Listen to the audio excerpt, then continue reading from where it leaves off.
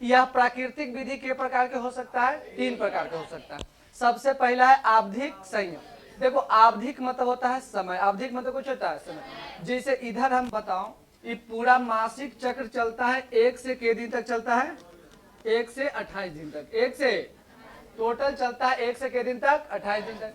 बीच में अंडाणु का निर्माण के दिन में होता है 14वां दिन। बीच में अंडाणु के निर्माण के दिन होता है 14वां दिन होता है। अच्छा ये बताओ, अगर यहाँ अंडाणु बनल है, अब बताओ यहाँ अगर शुक्राणु पहुंचेगा तब ना कोई निषेचन होने के बाद कोई महिला गर्भ धारण करेगी।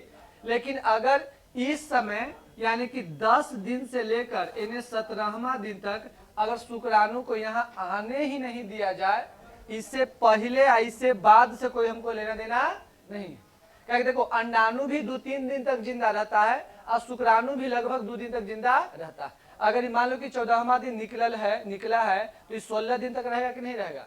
अगर इस दौरान यहाँ शुक्राणु किसी प्रकार से आता है तो बताओ महिला गर्भ धारण कर लेगी कि नहीं कर लेगी।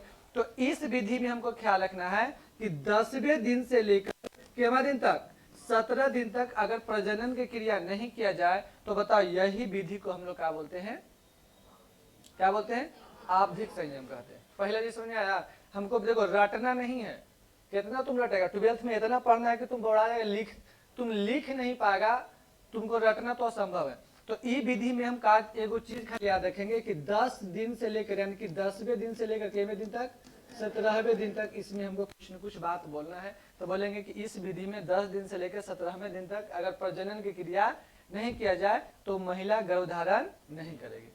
ठीक है। अब दूसरा है स्तनपान अनावृत। कुछ है स्तनपान। देखो स्तनपान समझ में आता है, अगर कोई महिला शिशु को कुछ पिलाती है, दूध पिलाती है। अरे जब हमने सब छोटा थे तन्नी को थे तो बताओ दूध ही पी के जिंदा थे कि जन्म लिए थे आप पूरी दुनिया में लग गए थे, सीधे पुलाव एक खाते मुर्गा के टांग एक खाते पुलाव, ऐसे था। हम लोग जन्म लिए थे तो लगभग 6 माह तक कुछ पिए थे दूध।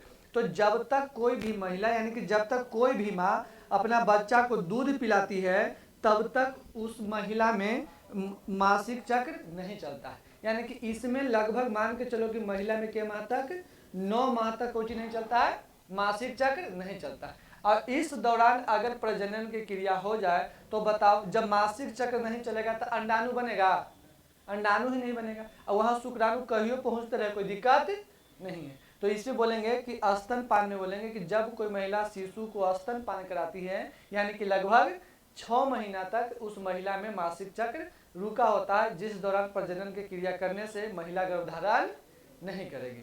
पता ये वाला क्लियर है। अब बाह्य स्खलन में कुछ होता है, इसमें दिन उनसे कोई मतलब नहीं है। देखो जब प्रजनन क्रिया के दौरान जब शुक्राणु जो निकलता है, अगर शुक्राणु को मादा प्रजनन तंत्र जो वीर निकलता है, वीर को मादा प्रजनन तंत्र में नहीं डालकर उसको अगर शरीर से बाहर यानी कि मादा प्रजनन तंत्र से बाहर स्खलित कर लिया जाए तो बताओ शुक्राणु वहां पहुंचे कोई संभावना है नहीं।